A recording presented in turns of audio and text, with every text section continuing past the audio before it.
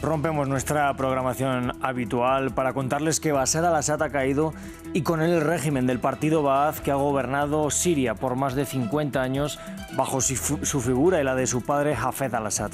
La madrugada de este domingo, los rebeldes capitaneados por los islamistas radicales de Hayat Tahrir al-Sham se han tomado la capital, Damasco, tras 10 días de ofensiva, que pronto tuvo una primera victoria con la toma de Alepo, la segunda ciudad del país.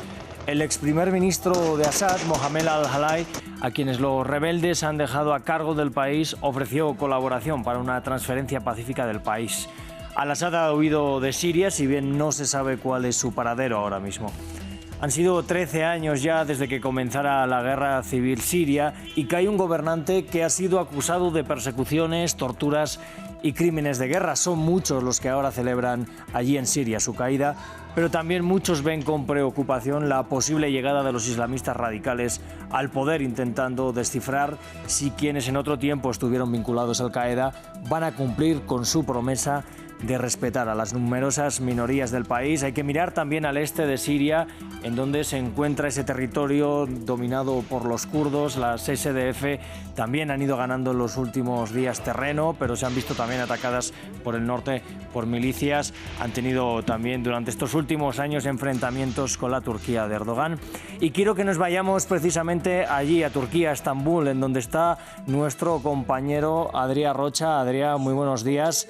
¿Cómo podemos leer esta caída de Bashar al-Assad en el entorno y en Oriente Medio, pero también desde Turquía?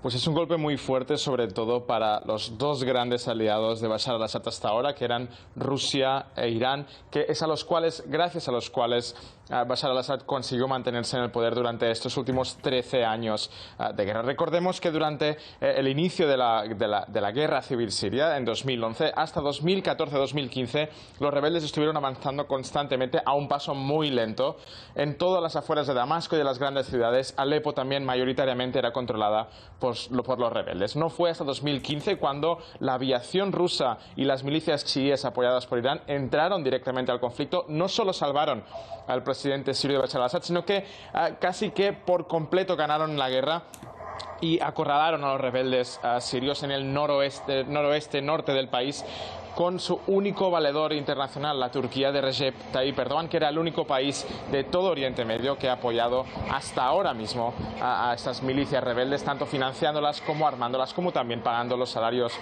de los rebeldes. Por lo tanto, esta victoria de los rebeldes en Damasco será una gran victoria diplomática y en el futuro, para decidir en el futuro de Siria, del presidente turco Recep Tayyip Erdogan. Pues Adrià, ¿cómo podemos entender ese apoyo incondicional de Recep Tayyip Erdogan a estos rebeldes sirios y qué puede suponer ahora para su liderato también en la región? La historia del apoyo de Erdogan a estos rebeldes sirios viene de varios frentes, pero es sobre todo en la intención de Turquía de luchar contra las milicias kurdos sirias de la YPG, que son relativamente aliadas de la milicia kurdo-turca del PKK, que llevan guerra contra el Estado de Turquía desde la década de los 80. Assad y su padre antes fueron uno de los grandes valedores de esta guerrilla del PKK y de hecho el líder de esta guerrilla, el PKK, Abdullah Öcalan, que vive ahora mismo encerrado en una cárcel de máxima seguridad en Turquía, estuvo durante varias décadas bajo la protección de Damasco en una villa en la propia Damasco. Por lo tanto, Erdogan, cuando empezó la primavera árabe en Siria, apostó por la oposición para cargarse el régimen de Assad y así conseguir un régimen más aliado y más afín, con el que poder negociar tanto en acuerdos comerciales. Ahora, por ejemplo, Turquía espera ser uno de los grandes países que pueda reconstruir la Siria destrozada por la guerra, pero también poder luchar en contra de estas milicias kurdos sirias de las YPG ahora mismo. De hecho, el futuro de estas milicias y del territorio que estas controlan es toda una incógnita. Recordemos que todo el este del país sirio, después del río Éufrates al este, está controlado por estas milicias y no se espera que el conflicto sirio, por lo tanto, termine hasta que se pueda llegar a una solución o una especie de acuerdo o incluso una ofensiva militar turca, que es posible ahora mismo en contra de estas milicias, porque no hay un acuerdo claro, no hay un final establecido sobre lo que puede ocurrir y una decisión desde Damasco para qué hacer con estas milicias que controlan todo territorio, son apoyadas por los Estados Unidos y la Unión Europea y no van a dejar de controlar sus territorios hasta que no consigan un seguro, una aseguranza de que Turquía no va a atacarlas ni ahora ni en un futuro. Hay que ver también qué papel juega ahí en Estados Unidos con el nuevo presidente Donald Trump, que en principio también en algún momento dejó, en cierto modo, de apoyar estas milicias. Quería preguntarte también, Adrià, si ha habido algún tipo de reacción ya desde las altas esferas turcas a lo que ha pasado en Damasco. De momento no. Ayer Erdogan sí que habló a largo y tendido sobre Assad y aseguró que lo que estaba ocurriendo en ese momento, las tropas de los rebeldes sirios estaban empezando a llegar a Damasco, pero estaba diciendo Erdogan que lo que ocurría ahora mismo en Siria no era más que la culpa de Assad, porque Erdogan intentó durante el último año sentarse a negociar con el presidente sirio y el presidente sirio siempre lo negó. Erdogan, con su ofensiva ahora mismo, que no ha sido liderada por Turquía, pero sí ha sido permitida por Ankara, ha buscado forzar a Assad a sentarse a la mesa con Erdogan para no solo llegar a un futuro político de Siria y en el que la oposición tenga un poder político más real que hasta lo ha tenido hasta ahora, que ha sido completamente arrinconada, sino también para poder devolver a los más de 3 millones de sirios que en la actualidad viven en Turquía. Erdogan ha sido muy criticado por toda la población turca, que se ha vuelto muy contraria a esta presencia de los sirios en Turquía. Por lo tanto, Erdogan quería sentarse con Assad y conseguir un acuerdo por el cual estos refugiados pudiesen volver. Al no conseguir este acuerdo, Assad ha visto cómo las ofensivas rebeldes han empezado a conquistar territorio, como comentabas al principio de esta conexión, de una forma rapidísima, casi inaudita. Y al hecho de que las fuerzas de Assad se hayan derretido, han acabado consiguiendo que no solo ese territorio sea posible ahora que los refugiados sirios de Turquía puedan volver, sino que Erdogan ahora tendrá un gran poder de decisión en el futuro gobierno de Siria después de este gobierno interino que se ha tenido que formar hoy. De hecho, hoy hemos estado hablando con varios sirios, tanto en las zonas rebeldes como también en Turquía, y muchos desean ahora mismo volver a sus casas anteriores, tanto si son en Damasco, en Alepo o en otras regiones de Siria, ahora liberadas por esta oposición. Y se espera un clima de gran felicidad en Siria. Muchos de los que estábamos hablando nos comentaban que no entienden lo que ha pasado y que son tan felices que no pueden describir con sus propias palabras algo que hace 10 días era imposible de pensar, que el régimen de Assad cayese por su propio peso.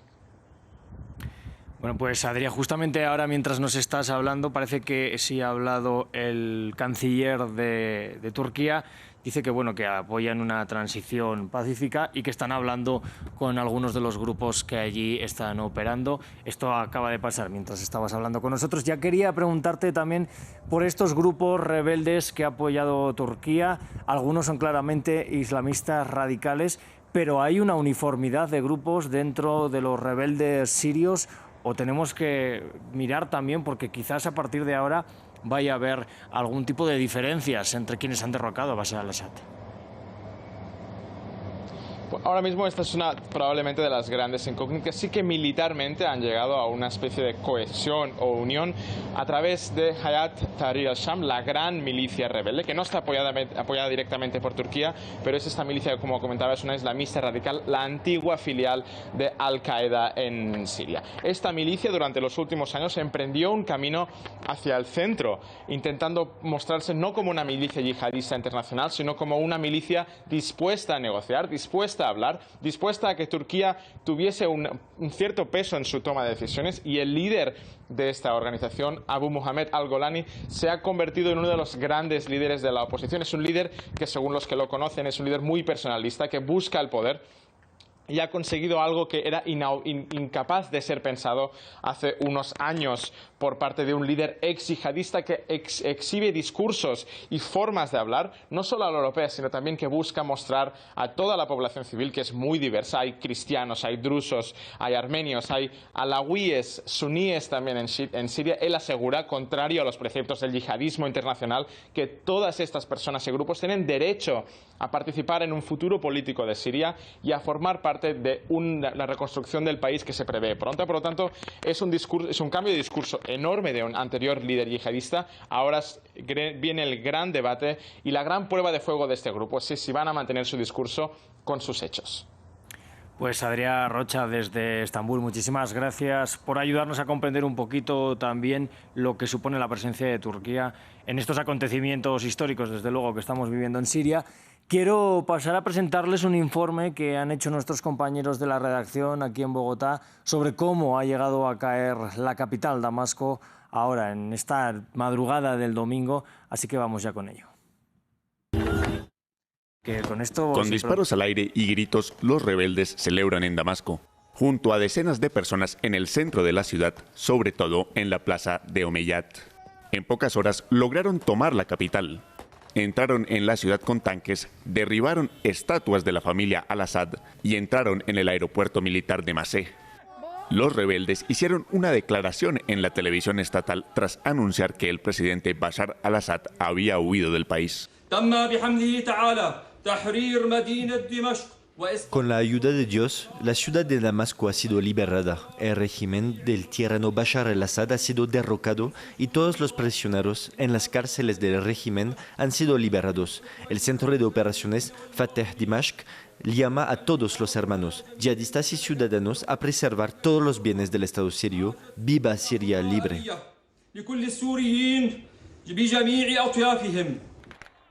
Poco antes, el primer ministro sirio admitió que el gobierno había caído. Estamos dispuestos a cooperar con cualquier dirigente elegido por el pueblo sirio, prestando toda la ayuda posible para garantizar una transferencia sin problemas de los distintos archivos gubernamentales. En solo 2 semanas, los rebeldes han logrado tomar varias ciudades clave como Hama, Homs, Alepo y Deraa. Han puesto fin al partido Ba'ath y a más de 5 décadas de reinado de la familia al-Assad. Bueno, pues quiero que nos vayamos ahora también hasta Jerusalén. Allí está nuestro corresponsal Federico Cuéllar Verena. Fede, hemos visto también algunos movimientos ya por parte de Israel cuando se ha conocido la noticia de la toma de Damasco. Parece que parece que acabamos de perder la conexión con nuestro compañero Federico, así que nos vamos a ir hasta el Líbano, hasta la capital libanesa. Allí está nuestra corresponsal Etel Bonet. Etel, desde luego lo que está pasando en Siria hay que entenderlo también un poco por lo que hemos visto estos últimos meses, tanto en la Franja de Gaza y por supuesto también en Líbano. Siria es un país que hacía un poco de corredor entre Irán y el Líbano. Me estoy refiriendo en cuanto a la ayuda que podía recibir Hezbollah por parte de Irán. Pero ¿cuál es la influencia ahora mismo de lo que está pasando en Damasco? ¿Cómo se puede sentir también en los acontecimientos que vamos a ver a partir de ahora en el Líbano? Bueno, pues por un lado, ¿no? Hay que tener en cuenta que el Líbano es un país multiconfesional, por lo que en la parte que respecta pues, a lo que haya sido la caída, ¿no? del gobierno de Bashar al-Assad y su influencia que tiene pues, con Irán y todo el tema, ¿no? de que ha sido un país que durante estos años pues, ha servido un poco pues, para que entraran todas las municiones y las armas que iban dirigidas aquí al Líbano. Independientemente de esa parte y de los grupos que han apoyado al gobierno de Bashar al-Assad, entre ellos pues, los combatientes, ¿no? de Hezbollah y también de Amal. Por otra parte, también se tiene que entender que aquí en el Líbano se ha tomado, especialmente por los partidos cristianos, pues también como un momento en el que pues, los refugiados, ¿no? porque estamos hablando que durante más de una década en el Líbano ha habido más de 1 millón de sirios refugiados y eso también ha provocado pues, serios incidentes, a veces violentos, también ha habido pues, mucha represión contra los sirios y demás. Entonces todo esto por la parte de los partidos cristianos pues han felicitado también por esa nueva Siria en la que por fin pues todos esos desplazados pues van a poder regresar a sus hogares.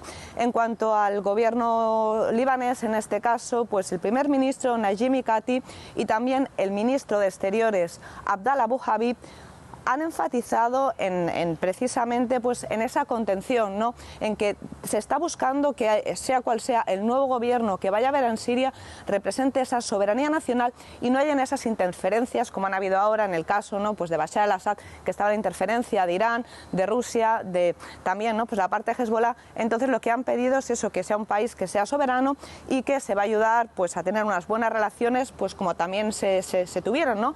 durante un tiempo con Bashar al-Assad. Precisamente por este tema te quería preguntar, Etel, ¿cuál ha sido la relación histórica del Líbano con Siria, no solo con Bashar al-Assad, también con su padre Hafez al-Assad? No sé si han sido buenas relaciones o ha habido tiranteces también entre estos países vecinos. Bueno, pues la relación de Siria con el Líbano es prácticamente, estamos hablando de que es pues su hija pequeña, ¿no? Antes estamos hablando de la época pues de principios del siglo pasado, quiero decir, cuando el Líbano se independizó en el año 1920, fue precisamente se independizó de Siria porque pertenecía a Siria, entonces las relaciones pues son muy estrechas, o sea, siempre. Por la guerra civil libanesa, por ejemplo, Siria acogió a todos los desplazados, ¿no?, que venían del Líbano, y también pues tenemos que tener en cuenta que las fuerzas, ¿no?, sirias estuvieron luchando pues en contra de los otros grupos en la guerra civil, es decir, ellos apoyaban a los grupos chiíes que estaban luchando contra los grupos cristianos. También pues se habla, ¿no?, de que la muerte, en este caso, del que fue el primer ministro Hariri, pues también estuvo involucrado el gobierno sirio, en este caso en el caso, ¿no?, de su padre Hafid al-Assad. Entonces las relaciones pues, siempre han sido unas relaciones tirantes por un lado, pero también han sido unas buenas relaciones, también por la parte en que prácticamente, o sea, una de las importancias, ¿no?, económicas que ha tenido este país, se ha traído muchísimo dinero de Siria, al igual que del Líbano, ¿no?, se mandó a Siria, y también en esa parte pues, ha influido en las crisis económicas, o sea, siempre han estado a la par. Cuando ha habido la fuerte crisis económica aquí en el Líbano, también fue en parte pues, porque habían perdido esa confianza los bancos, en el que los sirios que tenían aquí muchísima presencia, negocios y demás, pues habían sacado ese dinero, ¿no? Entonces es una relación muy íntima, es una relación que ha sido siempre muy fuerte, y ahora pues al que más, ¿no?, le va a costar aceptar el nuevo régimen, pues precisamente pues es Hezbollah, que en este caso ya ha salido debilitado, independientemente del alto el fuego, pues su situación ahora mismo pues es bastante, pues eso, ¿no?, bastante débil, y no se sabe muy bien pues cuáles van a ser las relaciones con ese nuevo régimen que va a haber en Siria, ya que evidentemente pues es totalmente contrario, ¿no?, a su ideología. Claro, Ethel, es una de las grandes preguntas. ¿Qué va a pasar ahora con estos rebeldes que han llegado a Damasco? Porque en principio están capitaneados por este grupo islamista radical. Han prometido en principio que van a respetar a las minorías, pero también hay miedo dentro de buena parte de esas minorías porque se sabe que han estado anteriormente también vinculados a Al-Qaeda. Quería preguntarte cómo se ve precisamente esto desde un país en el que la minoría cristiana pues también es muy importante. En Siria tenemos muchas más aparte de la cristiana, pero hay preocupación de que quizás, aunque vuelvan algunas de las personas que han huido durante estos años de guerra, pueda haber también una huida quizás de cristianos u otras minorías hacia el Líbano.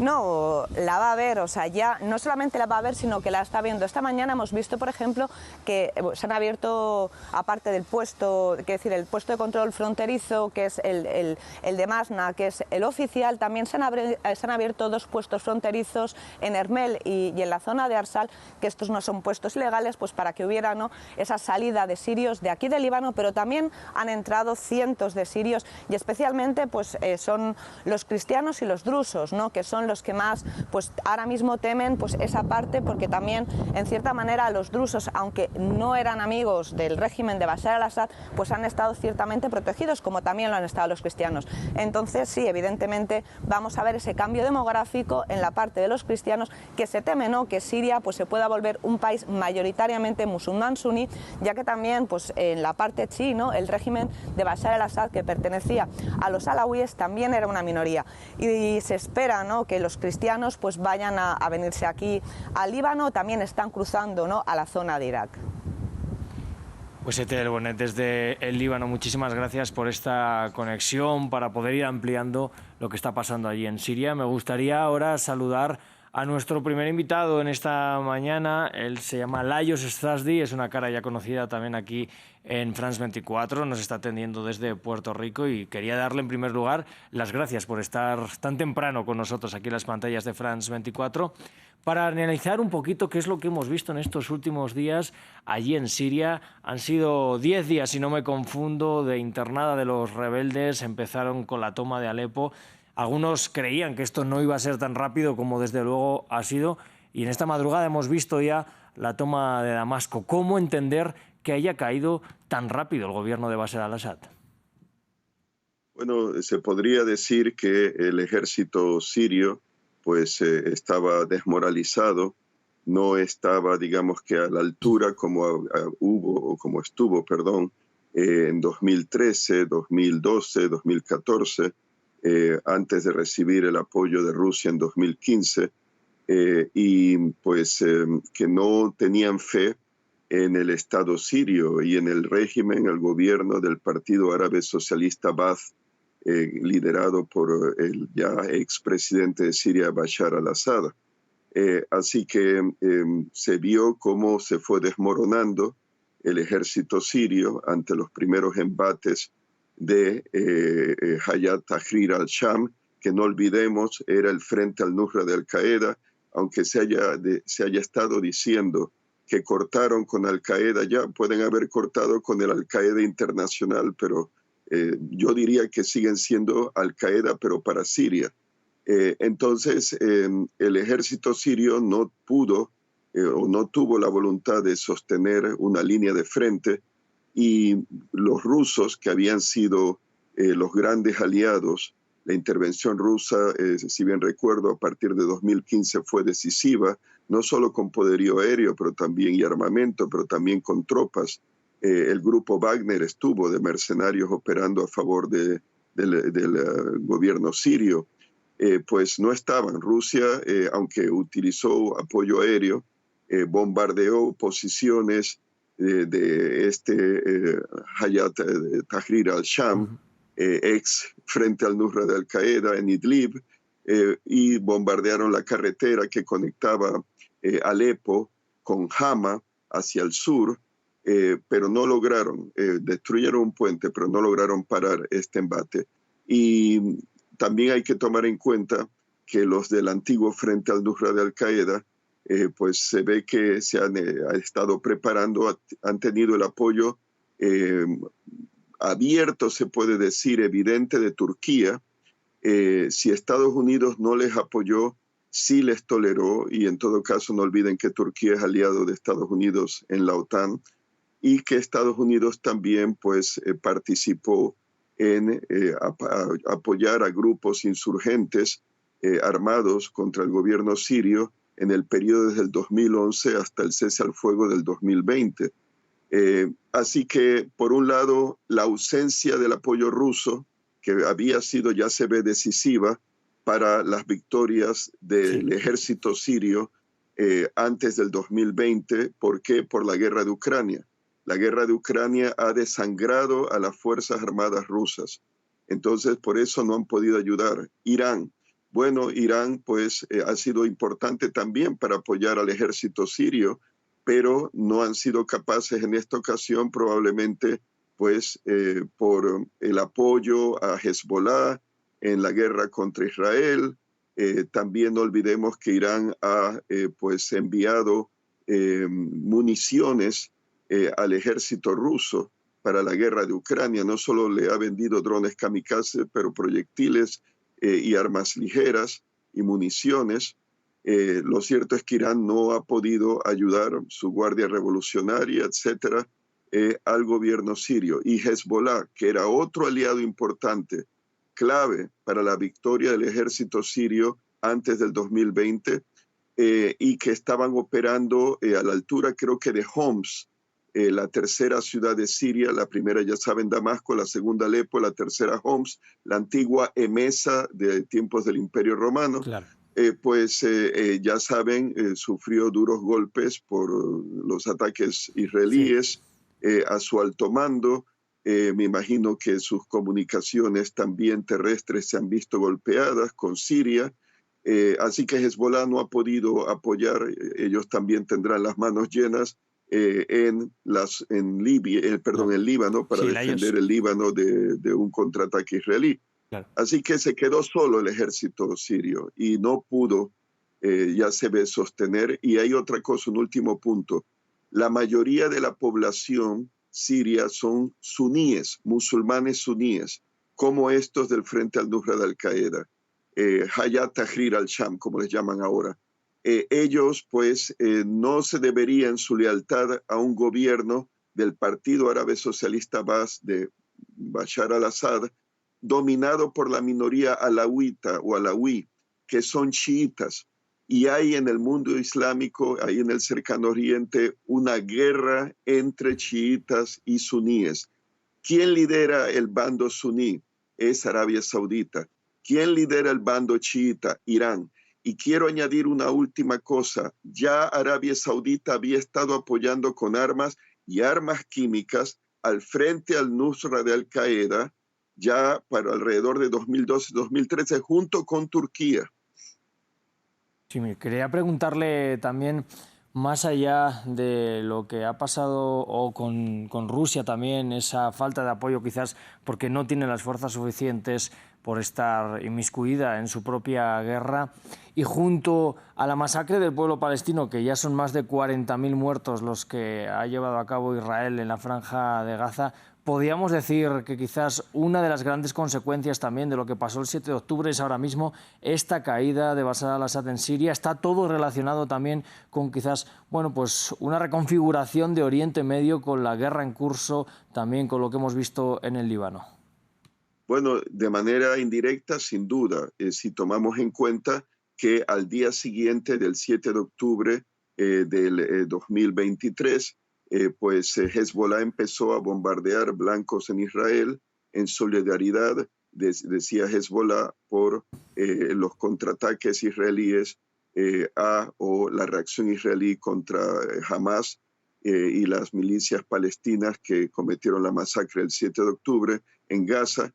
Entonces era una cuestión de meses de bombardeos por parte de Hezbollah a la región de Galilea, en el norte de Palestina o Israel, como se quiera ver. Y pues poco a poco, claro, había una presión que se iba aumentando. Pero por otro lado, podríamos especular que el apoyo de Turquía, y no dudaría que también Arabia Saudita, aunque no se la vea en esta ocasión, da la impresión que ellos no tienen nada que ver, Riad, pero sí le apoyaron al frente al Nusra de Al-Qaeda antes del 2020, como Turquía, seguro están detrás. Pues que hayan estado apoyando a Hayat Tahrir al-Sham con su nuevo nombre y sus fuerzas aliadas en Idlib en preparación de un ataque.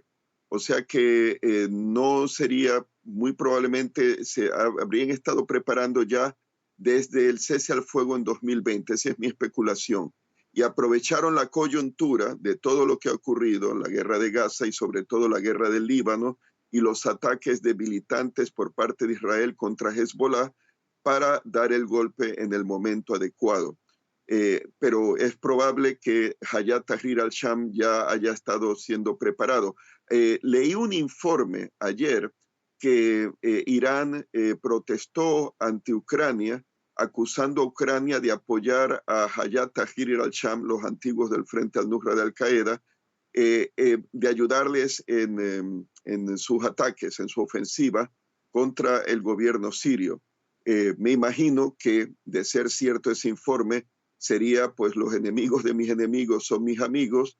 Y claro, se ha logrado un golpe estratégico porque Rusia aparentemente ha abandonado Siria. Han evacuado sus navíos de guerra de la base de Tartus, la antigua Tortosa de los Cruzados, y han evacuado sus aviones de combate y baterías de misiles de largo alcance antiaéreos y antimisil S-400 de la base de Gemeimin en Latakia, al norte de Tartus. O sea si no me confundo, es su única base en el Mediterráneo. Y la base aérea de Gemeimin. Desde que leí que desde Gemeimin era un punto de parada de los vuelos de Wagner y otros grupos a África. Cuando volvían de África a Rusia, paraban en Gemeimin, en Siria. Y cuando iban a África, paraban en Gemeimin. O sea que eso lo pierden los rusos ahora. Pues habrá que ver si esto es así, también lo que significa para Rusia. Quería hablar también de cómo ha cimentado su poder Bashar al-Assad, ya desde antes también, desde su padre Hafez al-Assad, porque como bien indicabas, él forma parte de una minoría alauita. Y hemos visto mucho estos días a mucha gente celebrando, desde luego, cómo los rebeldes pues también llegaban a conquistar ciudades. Hemos visto también cómo celebran en Damasco muchos la caída de Bashar al-Assad, pero por otro lado vemos la preocupación de otras minorías, como pueden ser las cristianas, desde luego las kurdas en el este del país también, porque tiene un poco ese doble rasero Bashar al-Assad, ¿no? Por un lado es un dirigente que ha sido acusado de torturas, de persecuciones, de crímenes de guerra, pero también ha tenido esa cara de proteger a otras minorías. ¿Era esto quizás necesario para él para cimentarse en el poder en Siria? Yo diría que sí, el apoyo de los cristianos, por ejemplo, ante la amenaza de islamistas suníes. Antes la Hermandad Musulmana Siria, y se puede decir todavía, cuyo bastión había sido Hama, la ciudad de Hama.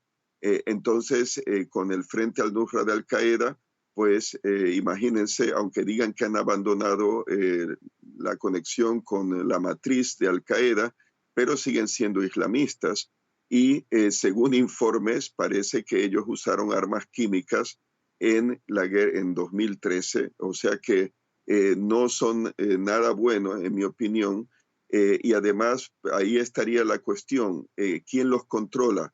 Presuntamente Turquía y Arabia Saudita. Al menos Arabia Saudita tuvo gran influencia sobre ellos aparentemente, según inteligencia de fuentes abiertas, que es en lo que yo me baso, antes del 2020. Y claro, quienes quizás se vean más amenazados potencialmente sean los chiitas, los alawitas, porque eran la base del régimen del gobierno del Partido Árabe Socialista Baath en Siria. Y Claro. ahí habrá que ver qué pasará, porque ellos están en la costa y en los montes que separan la costa del resto de Siria. Claro. Así que, ¿qué ocurrirá? Es una buena pregunta, pero el hecho de que el Hayat Tahrir al-Sham haga promesas de tolerancia ahora no quiere decir que las vayan a cumplir después. Habrá que ver qué va a pasar. Claro.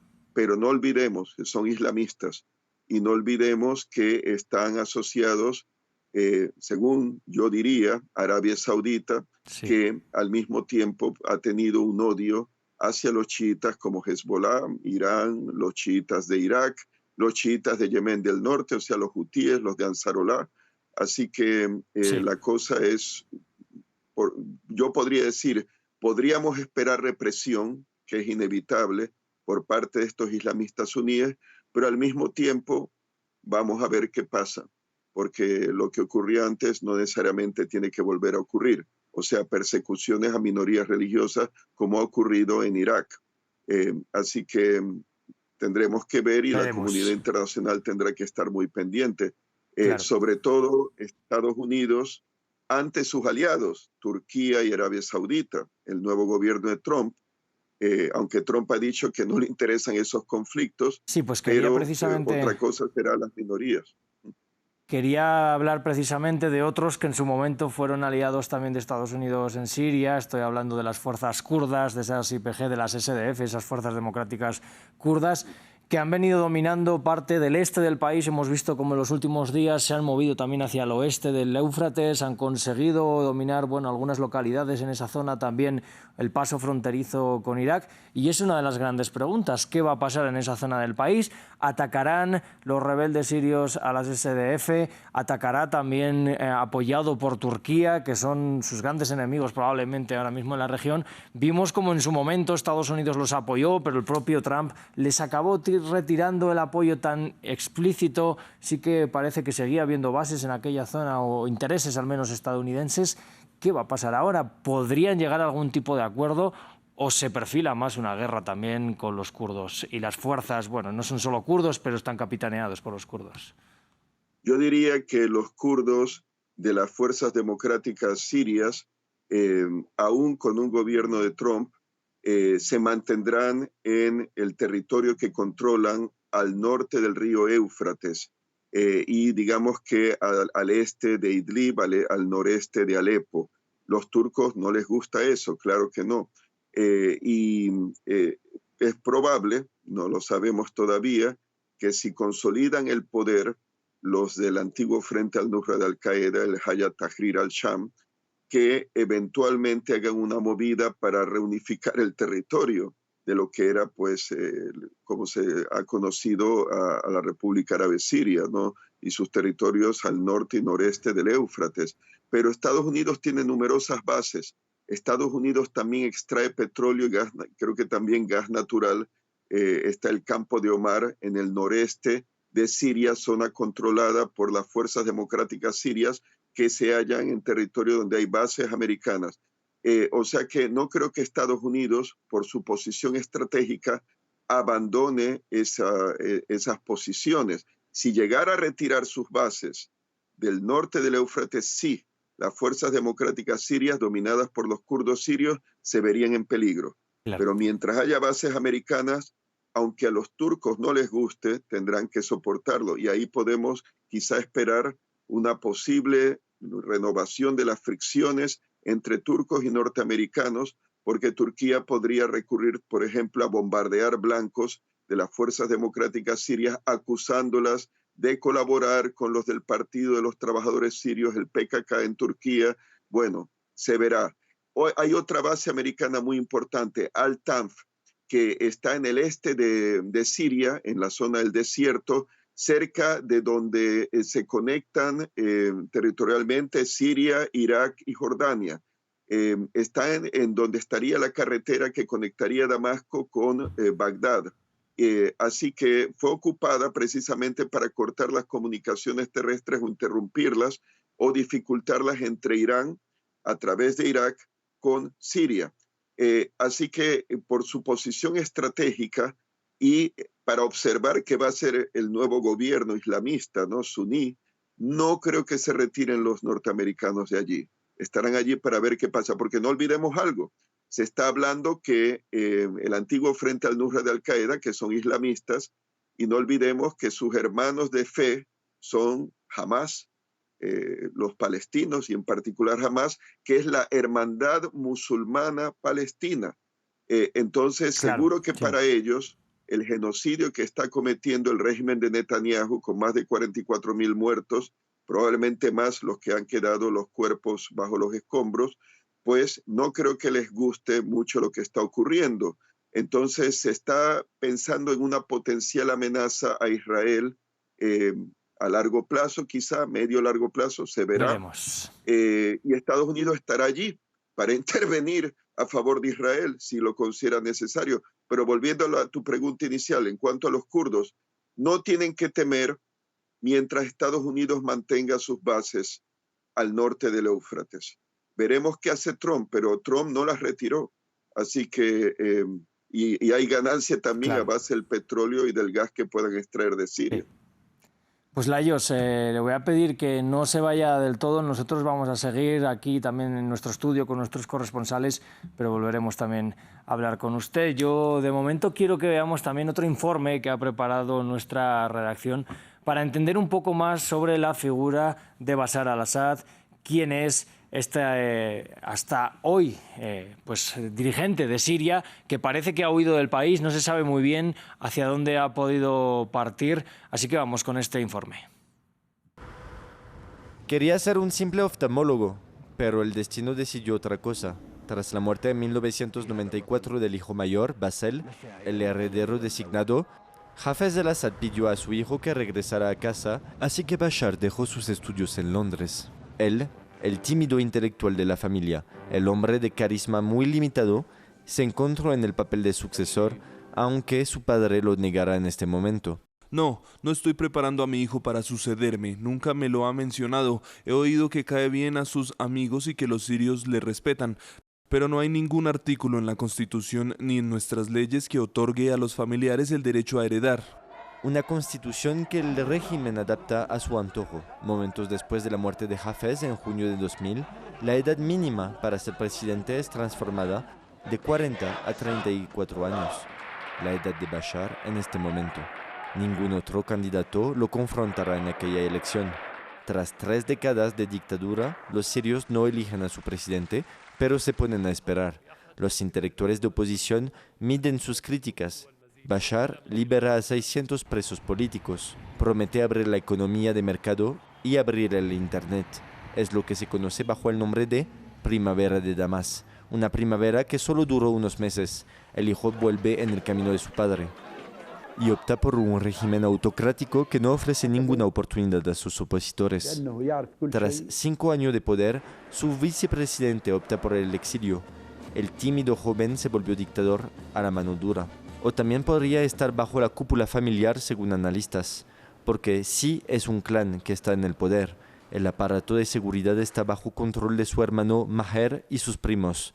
Maher será el malo y Bashar el bueno, un juego similar a la pareja Hafez, el padre de Bashar, y su hermano Rifat en su momento. La hermana y la madre de Bashar siguen siendo muy influentes. Difícil de entender a Bashar al-Assad. No parece perder su calma pese a la terrible represión de la primavera árabe en su país en marzo de 2011.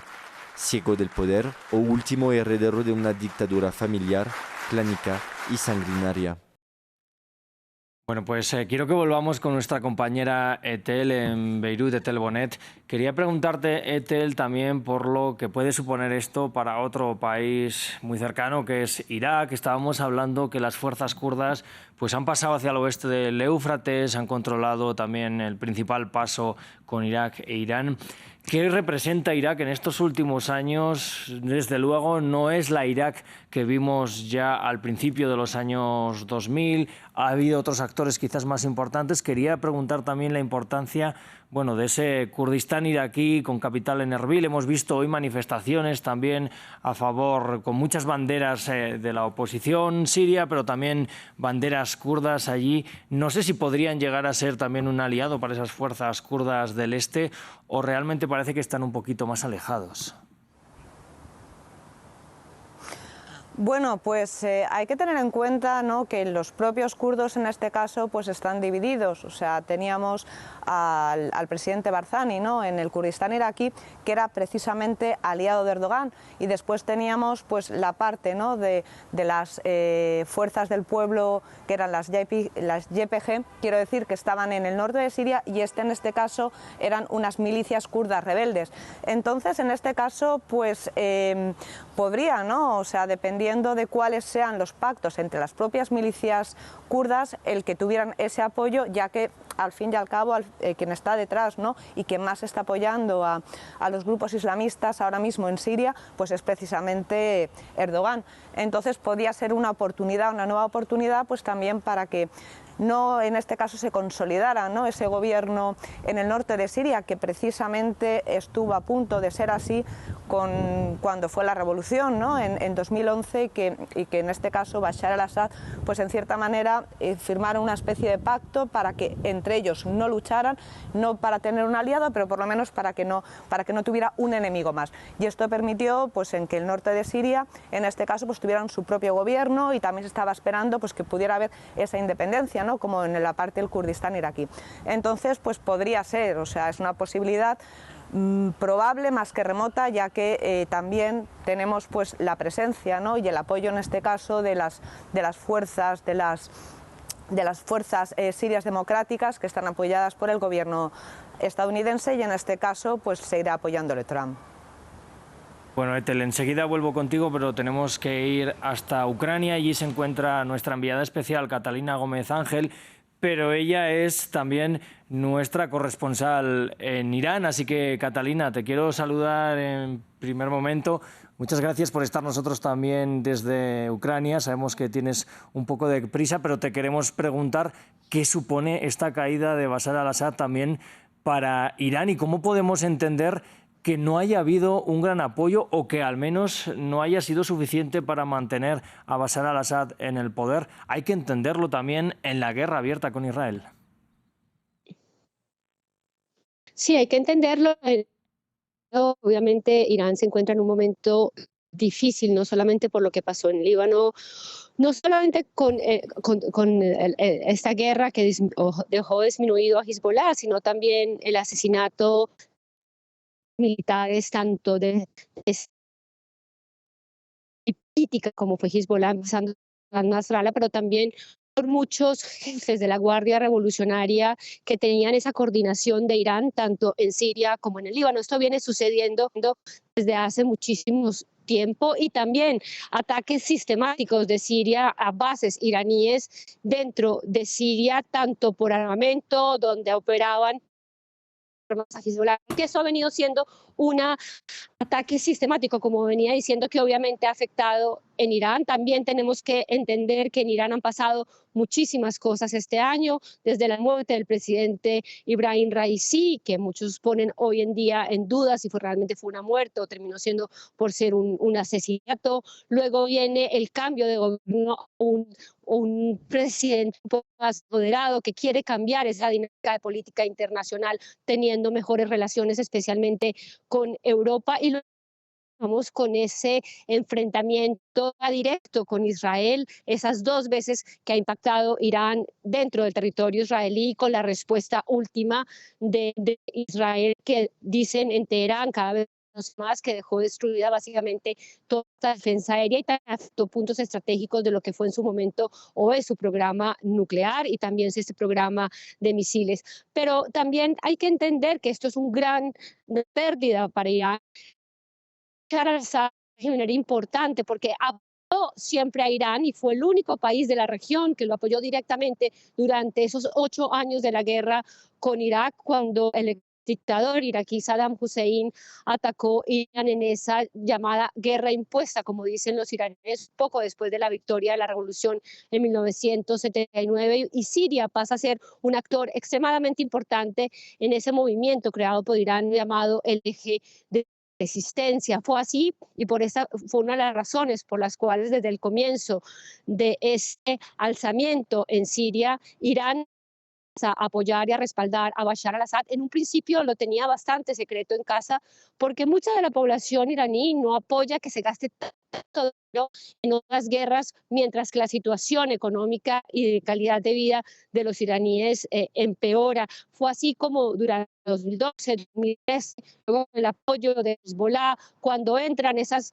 también milicias que llamadas Fatemayun, que son integradas por afganos que o residen en Irán o que vienen de Afganistán, que son los pakistaníes, y también milicias iraníes, aunque ellos no los llaman y no lo quieren reconocer iraníes como tal en el terreno, sino como asesores, como lo han llamado desde el comienzo de Sinton. Así que es muy importante para Irán, es una gran pérdida, era su gran aliado en la región, lo que tendrá obviamente un peso político que veremos ya a continuación en las próximas semanas y meses. ¿Cómo lo va a vender el gobierno iraní, especialmente el sistema iraní, a la población? Será muy interesante de ver. Por el momento tratan de guardar un bajo perfil y no hablar mucho sobre ello.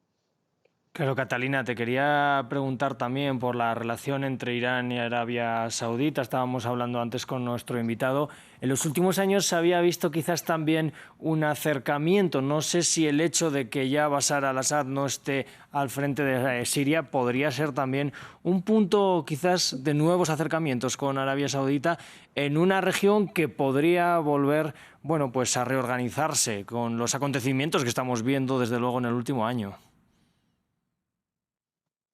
Sí, eso lo estamos viendo en los últimos, cómo Irán ha vuelto a acercarse, o por lo menos desde una manera pragmática, tanto Riad como Teherán han visto la necesidad de volver a restablecer esas relaciones diplomáticas que se perdieron en el 2016. Recordemos que en aquel momento hubo la ala más radical del sistema iraní, atacó la embajada de Arabia Saudita en Teherán, y esto provocó ya lo que se veía inminente en ese momento, donde las relaciones estaban muy mal y se rompieron esas relaciones y ambos quedaron a diferentes lados del espectro, especialmente estos en Siria, estas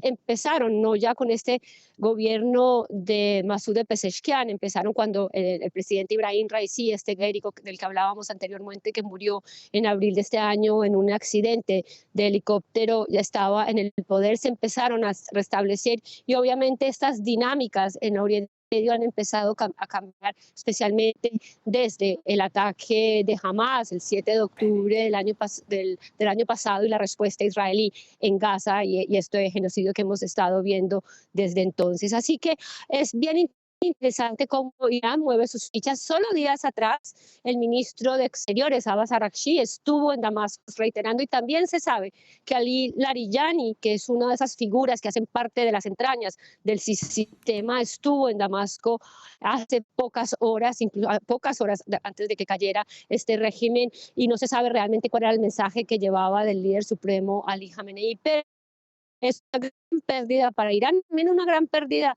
para el líder supremo que siempre apostó por Bashar al-Assad. Hay que recordar que durante estos años de alzamiento, estos años de guerra que hemos visto en Siria, en algún momento apareció Bashar al-Assad con Qasem Soleimani cuando estaba vivo a visitar al líder supremo. Y hay que recordar un momento muy interesante en el cual jugó Irán en esta guerra, que fue en el 2015, confirmado en Teherán. Qasem Soleimani va a Moscú, pone un mapa y se lo muestra a Vladimir Putin y le dicen, si usted no entra a colaborar, Siria se pierde. Y es en aquel momento en el cual Rusia, incitado por Irán, obviamente con el permiso y con la presión de Bashar al-Assad, entra a apoyar, especialmente desde el aire con sus tropas, a este régimen y en aquel momento logra cambiar las fuerzas y sobrevivir. Pues Catalina Gómez Ángel, muchísimas gracias por estar con nosotros hoy desde Ucrania, pero recordamos, Catalina es nuestra corresponsal habitual en Irán. Quiero que vayamos ahora también hasta Jerusalén. Parece que hemos recuperado la conexión con nuestro compañero Federico Cuéllar Verena. Federico, muy buenos días. Hay que hablar desde luego de Israel cuando estamos hablando de todos los acontecimientos ahora mismo en Oriente Medio. Parece que se han visto también tropas israelíes en torno a los altos del Golán entrar en territorio sirio.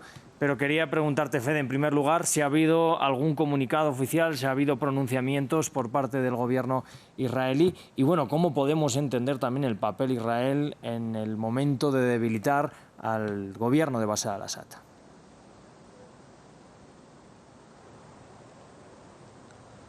Sí, empiezo por este último punto porque ya lo han señalado también en gran medida los analistas y los compañeros que estos ataques israelíes contra Hezbollah en Líbano y también contra posiciones de Hezbollah y pro-iraníes en Siria han contribuido a debilitar esa presencia en el terreno que brindaban estas partes a las fuerzas del régimen de Bashar al-Assad.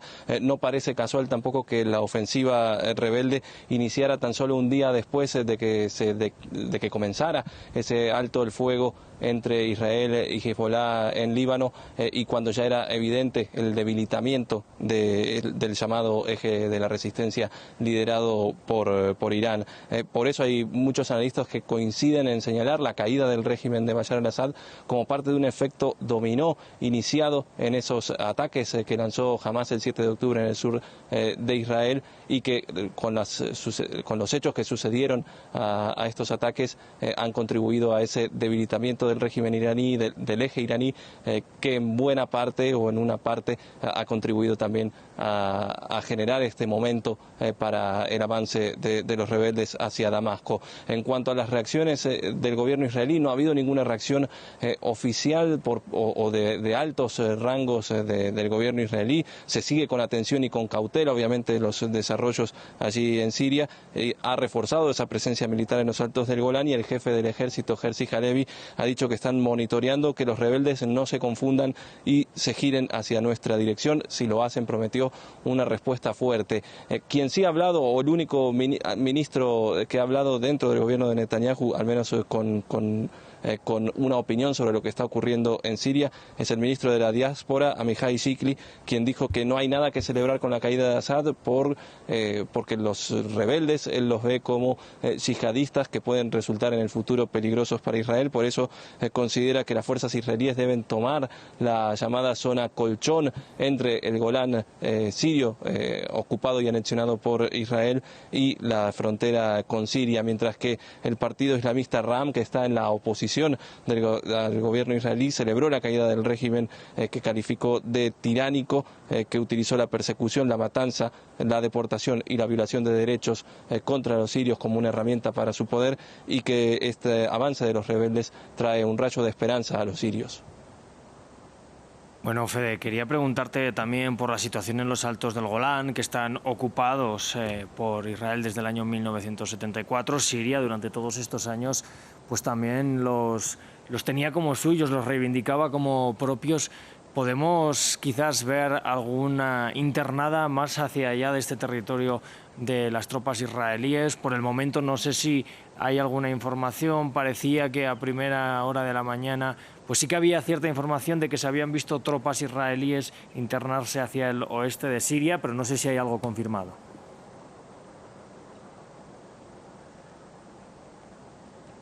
Sí, los Altos del Golán es el punto de mayor atención aquí entre el gobierno israelí.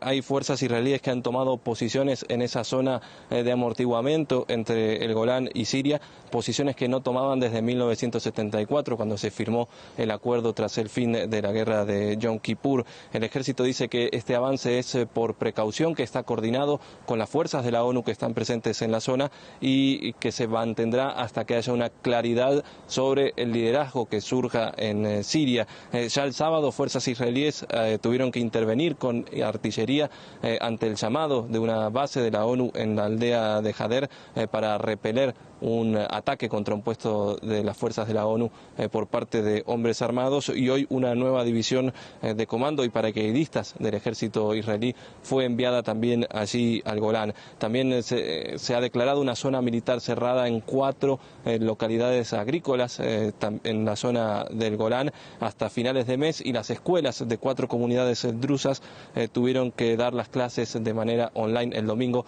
Esas han sido hasta aquí las únicas recomendaciones que se ha dado a los civiles, el resto continúa de manera normal. Bueno, y quería hablar ya también finalmente de este grupo que maneja la internada rebelde también hasta hacia Damasco, este HTS, que en un primer momento estuvo también vinculado a Al-Qaeda. Ahora tienen un discurso menos radical, dicen que van a respetar a las minorías del país, pero quería preguntarte, Fede, también cómo podemos verlo en relación a Israel. ¿Es un nuevo enemigo en la región o realmente quizás sin el apoyo de Irán también es un grupo menos peligroso?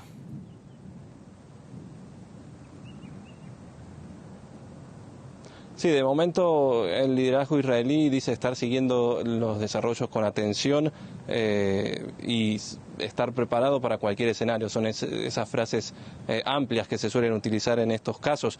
Pese a ser un aliado de Irán, Israel tampoco tenía una confrontación directa con el régimen de Bashar al-Assad, y en cierta medida la posición precaria que tenían las fuerzas de Assad le permitía a Israel operar con cierta libertad y bombardear posiciones proiraníes en suelo sirio sin tener mayores inconvenientes. Ahora la posición que ha adoptado Israel es la de ver qué liderazgo surge, pero obviamente la ideología del principal grupo rebelde, el HTS, de carácter islamista, más allá de este intento de mostrarse más moderados, genera algo de preocupación a largo plazo, y es por esto que el ejército israelí dijo que dice estar listo para atacar posiciones en Siria si es necesario, principalmente para evitar que armas clave como las armas químicas del régimen de Bashar al-Assad puedan caer en manos de los rebeldes. Sí hay para Israel un beneficio en el corto plazo con este avance de los rebeldes islamistas hacia Damasco, y es que la caída de Assad y la retirada iraní en el terreno corta esa ruta terrestre que le permitía a Teherán reabastecer de armas a Hezbollah, y es otro paso más en ese debilitamiento que ha buscado Israel del eje del llamado eje de la resistencia liderado por Irán. Claro. Bueno, ya quería preguntarte también por lo que hemos visto en el último año de guerra, más de 40.000 muertos en la franja de Gaza también, y muchas respuestas, a veces veladas, a veces también con ataques de aliados del pueblo palestino. Quería preguntarte cuáles habían sido las reacciones, cuál había sido el actuar de Bashar al-Assad y su gobierno en este más de año de guerra también en la franja de Gaza con respecto a Israel.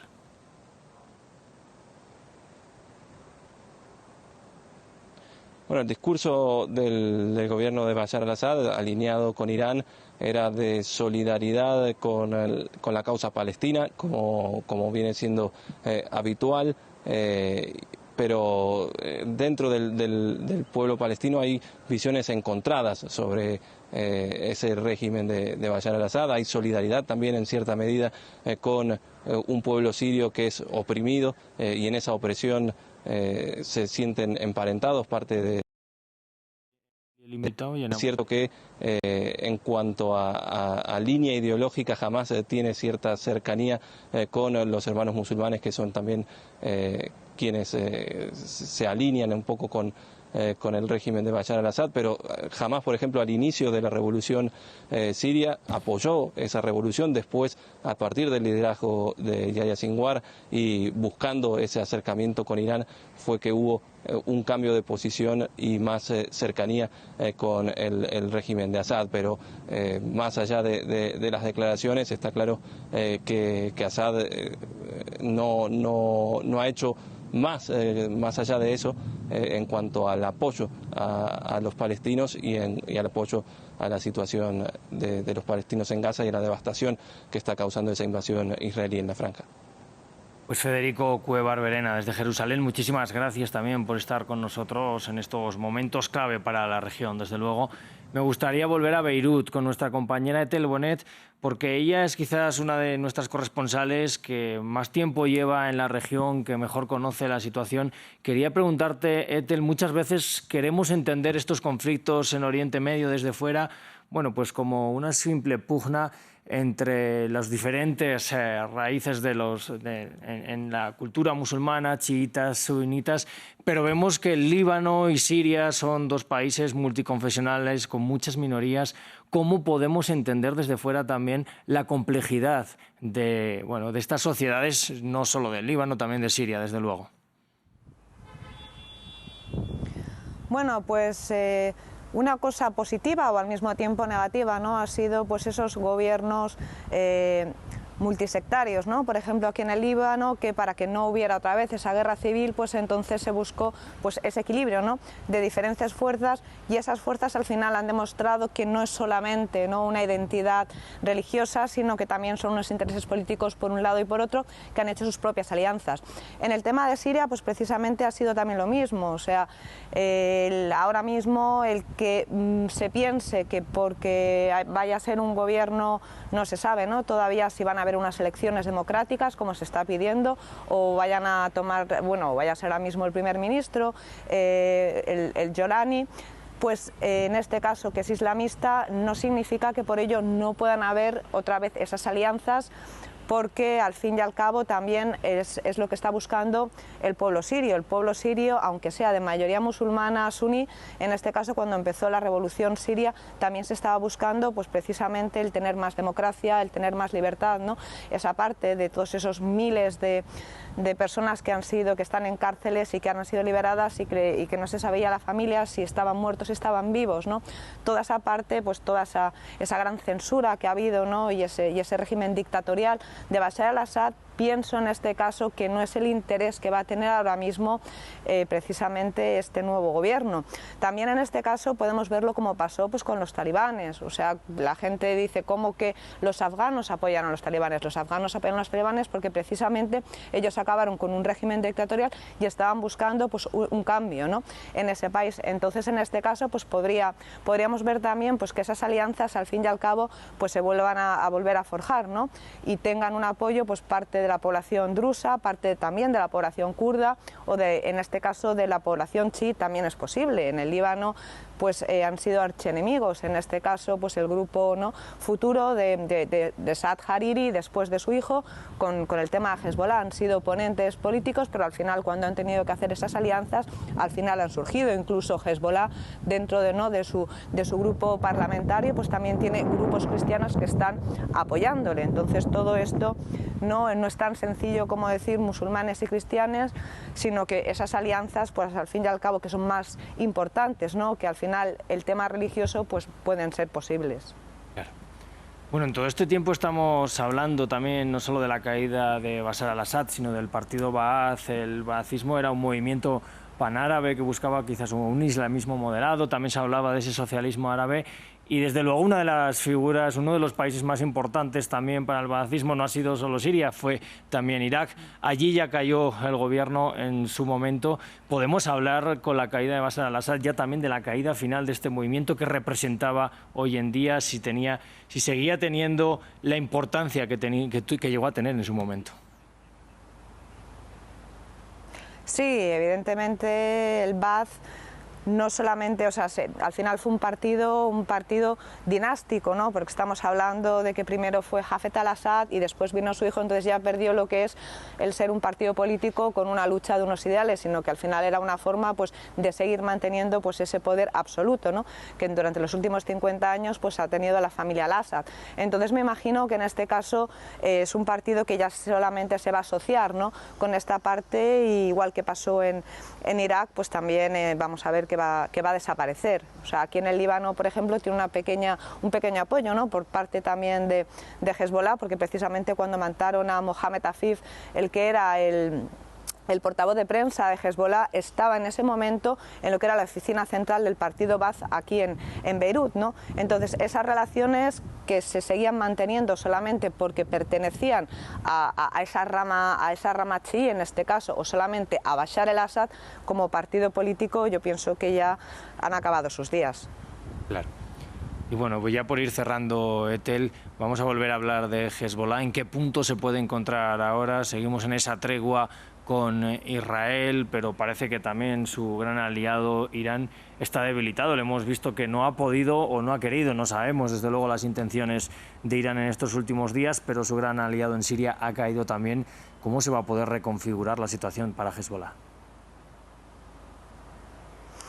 Bueno, pues yo creo que estamos empezando a ver por lo menos esa parte de esa caída militar, ¿no? de Hezbollah, porque hay que recordar que Hezbollah no solamente es una milicia armada, sino también es un partido político. Como partido político sigue manteniendo mucho poder, sigue manteniendo mucho apoyo popular, y en esa parte pues va a seguir formando parte, ¿no? de lo que es el gobierno libanés, pero probablemente, y después de lo que ha pasado y también, ¿no? pues ya de la falta de apoyo que también se ha visto por parte de Irán, porque también quiere en cierta manera pues que el país al final no pueda ser invadido y no meterse en una nueva guerra. Y en el tema pues ahora mismo que se han cortado todos los suministros de armas a Hezbollah y todos los bombardeos que siguen habiendo, aunque haya terminado, aunque estemos en un momento de tregua, Israel pues sigue bombardeando en el sur del Líbano objetivos de Hezbollah, y también pues el otro día, hace un par de días, en lo que es el paso fronterizo entre Siria y el Líbano también fue bombardeado porque habían visto movimiento, ¿no? de lo que podía ser pues suministro de armas que estaban entrando al Líbano. Entonces ahora mismo puede ser que por fin, ¿no? después estamos hablando desde 1992, cuando se terminó la guerra civil y se hizo el acuerdo de Taif, una de las partes era el desarme de todas las milicias. El único grupo que decidió seguir armado, porque también era un grupo de resistencia, de lucha por territorio, ¿no? porque hay unas partes, las granjas de Sheba, que están que ahora mismo están ocupadas por Israel, en la zona del sur del Líbano y el norte de Israel, habían unos pequeños territorios que por lo cual ellos siguen siendo un movimiento de resistencia y querían, ¿no? pues tener esa legitimidad de estar luchando por ese territorio. Pero ahora mismo la causa, ¿no? de esa resistencia pues ya prácticamente ya no existe, y puede ser que al final pues Hezbollah no le quede otra que al final tener que desarmarse, que estamos hablando de una petición desde 1992.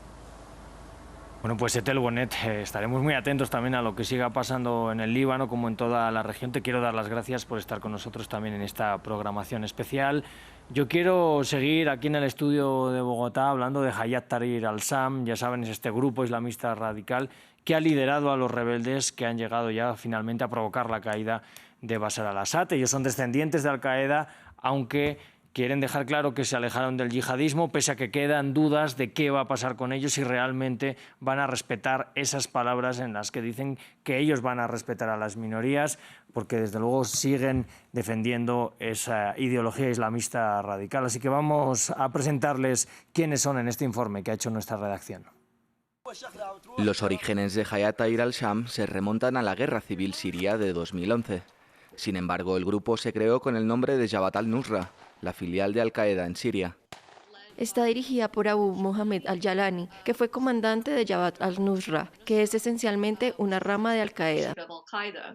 Durante el levantamiento contra el presidente Bashar al-Assad, al-Nusra demostró ser una de las fuerzas de oposición más peligrosas. Sin embargo, parecía estar motivada por la ideología yihadista más que por el bien de la revolución. En 2016, el grupo rompió filas con Al-Qaeda y su líder, al-Jalani, creó una nueva organización que más tarde adoptaría el nombre de Hayat Tahrir al-Sham, de confesión sunita.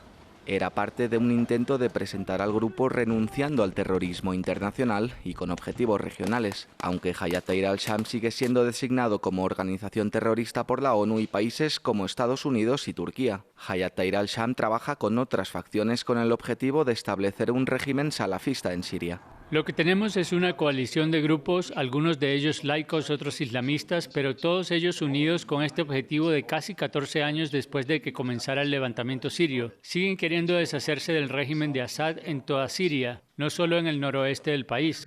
Aunque el grupo se ha esforzado por ganarse a la población local, esta se ha visto empañada por las acusaciones de persistentes violaciones de los derechos humanos. Bueno, pues vamos a acabar prácticamente esta programación especial aquí en France 24 con nuestro invitado Lajos Sdadi, pero antes quiero comentar un tuit que ha puesto las Fuerzas Democráticas Sirias. Es ese régimen de gobierno que está en el este del país, comandado principalmente por las fuerzas kurdas. Ellos dicen que saludan como miembros del Consejo Democrático Sirio al gran pueblo sirio con alegría y orgullo al ser testigos de un momento histórico. Dicen que esta es una importante victoria que se ha logrado gracias a su firme compromiso con la libertad, la dignidad y la igualdad, a pesar de largos años de opresión y persecución. Es muy importante también ver lo que va a pasar a partir de ahora en el este del país. Hay que ver si se va a llegar a algún tipo de acuerdo con los rebeldes que han llegado a tomar Damasco o, como hemos hablado antes, también se va a abrir un nuevo frente de guerra. Así que ya le pregunto a nuestro invitado también, Lajos, estamos quizás ante el fin de una etapa de la guerra civil en Siria, pero todavía podríamos ver mucho más a partir de ahora. Sin duda, porque no olvidemos, el Estado Islámico, Daesh, está todavía operando en el norte o centroeste de Siria. Y además hay campos de prisioneros, o sea, prisiones de miembros del Daesh, del Estado Islámico, controladas por las fuerzas democráticas sirias, que no conviene de ninguna manera que esos terroristas o colaboradores, simpatizantes de Estado Islámico queden libres. Al menos no por su cuenta, ¿no? Tendría que ser una cosa organizada, pero de momento pues no la ha habido. Así que en cuanto a estos miembros de Estado Islámico, bajo el control de las fuerzas democráticas sirias de mayoría kurda. Así que en ese sentido puede haber guerra sin duda por parte de Turquía contra las fuerzas democráticas sirias, aprovechando la coyuntura de la caída del régimen del partido Baath. Con un nuevo ímpetu. Usarán los turcos a milicias, como ya las han usado, como el Ejército Libre de Siria controlado por ellos, que ya no son seculares, serían islamistas también, pues probablemente.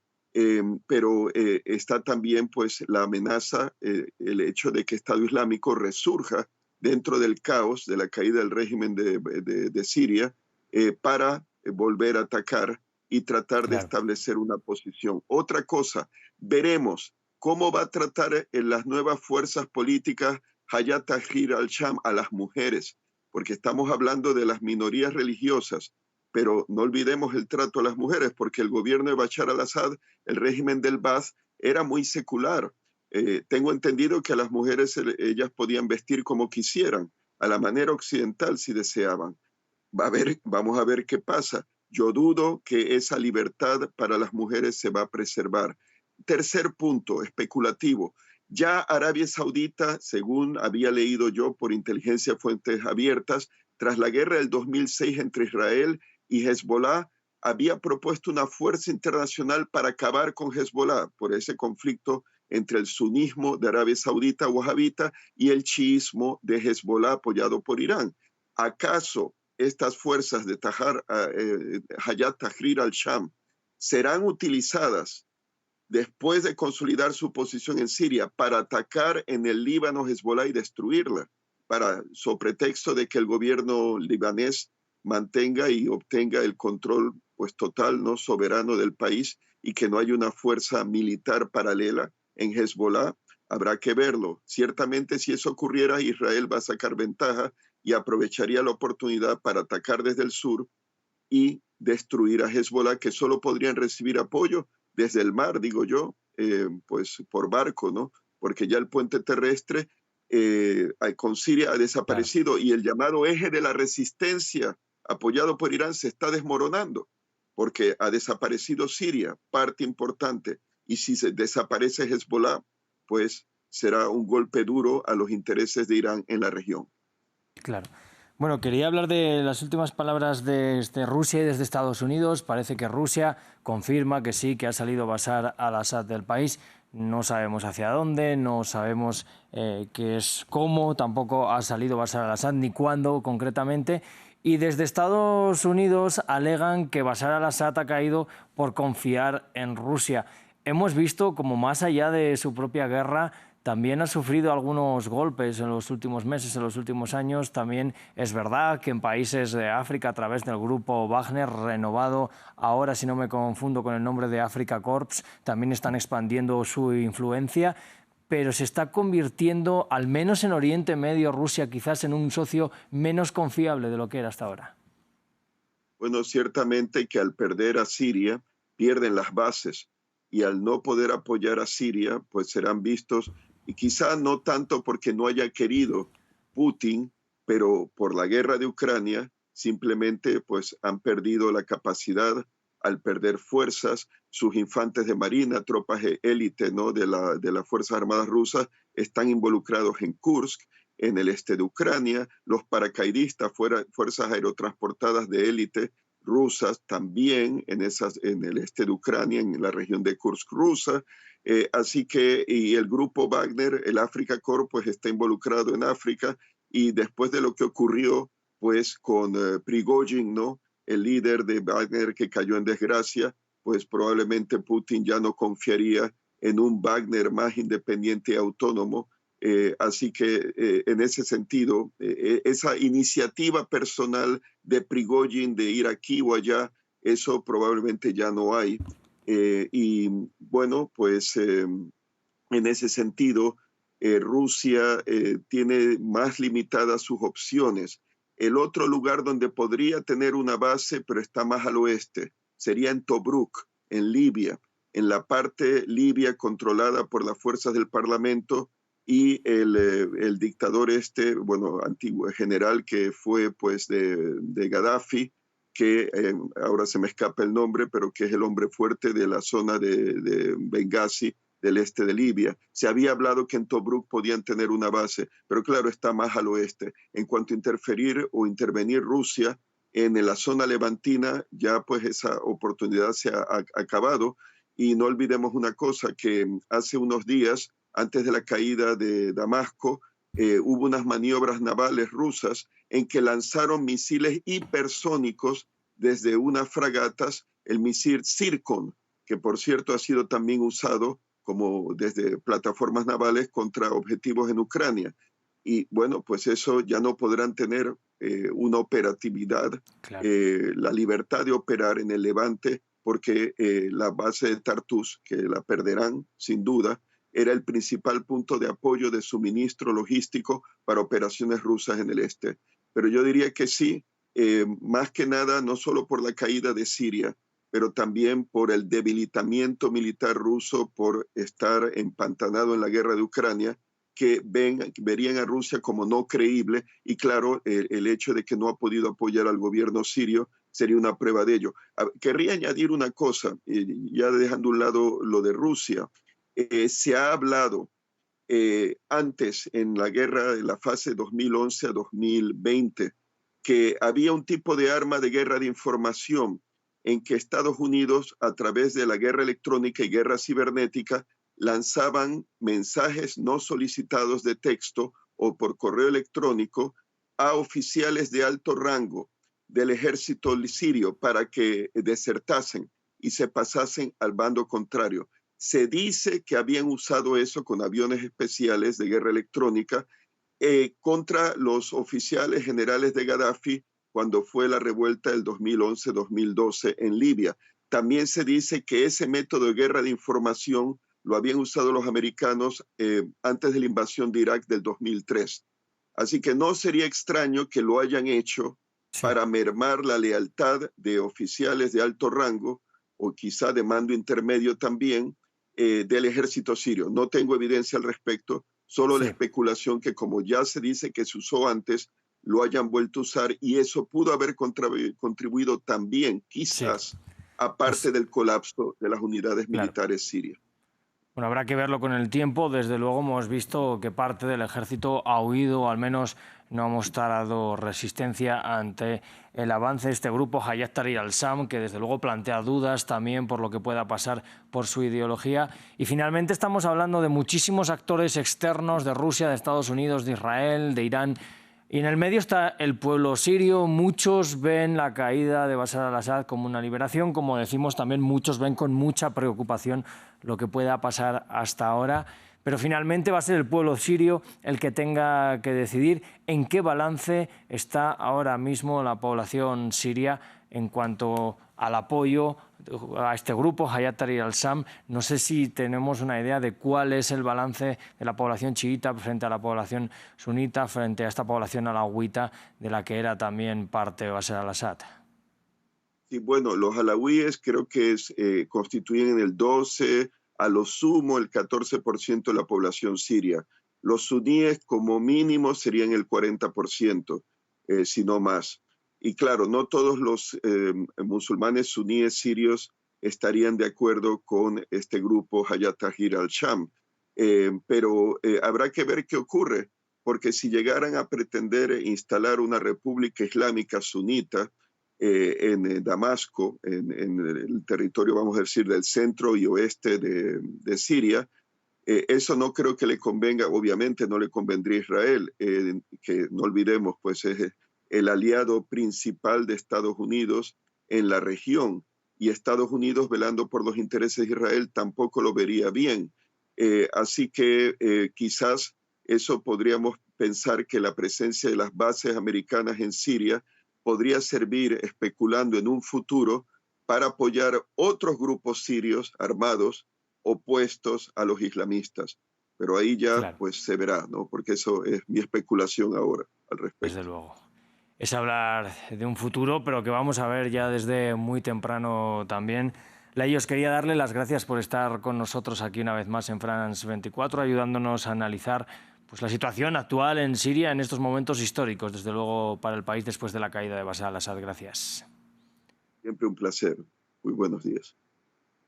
Y a ustedes, el público de France 24, les quería recordar que hemos estado en programación especial porque Bashar al-Assad ha caído en Siria, con él también el régimen del partido Ba'ath, que había gobernado el país por más de 50 años bajo la figura de Bashar al-Assad, pero también de su padre Hafez al-Assad. Ha sido durante la madrugada del domingo que los rebeldes, capitaneados por este grupo islamista radical, Hayat Tahrir al-Sham, pues han tomado la capital, Damasco. Han sido 10 días de ofensiva que comenzó con la toma de Alepo, que es la segunda ciudad del país, más tarde también Hama, también otras ciudades importantes en el norte, en el sur del país, sobre todo en esta zona occidental cercana al Mediterráneo. Hay que ver lo que pasa ahora, porque mucha gente ha celebrado allí en Siria la caída de Bashar al-Assad, a quien veían como un dictador, una persona que además ha sido acusada de torturas, de persecuciones, de crímenes de guerra durante la guerra civil siria también. Pero hay otras minorías que veían en Bashar al-Assad también a una persona que los protegía, y ahora ven con preocupación la llegada de los islamistas radicales. Desde luego será el pueblo sirio el que elija su futuro ahora mismo, pero hay mucho en juego también en la región en materia internacional. Hay que analizar qué ha pasado con ese apoyo ruso a Bashar al-Assad, con ese apoyo iraní, y si esto también es todo consecuencia de lo que llevamos viendo hace más de un año, esa guerra en Oriente Medio, en Gaza, en donde Israel ha matado ya más de 44.000 palestinos. Vamos a verlo desde luego las próximas semanas. De momento nosotros vamos a cerrar aquí esta programación especial. Les dejamos con mucha más programación y enseguida volvemos también con nuestros informativos habituales para ampliarles lo que está pasando en Siria y en el resto del mundo. Así que gracias por elegirnos.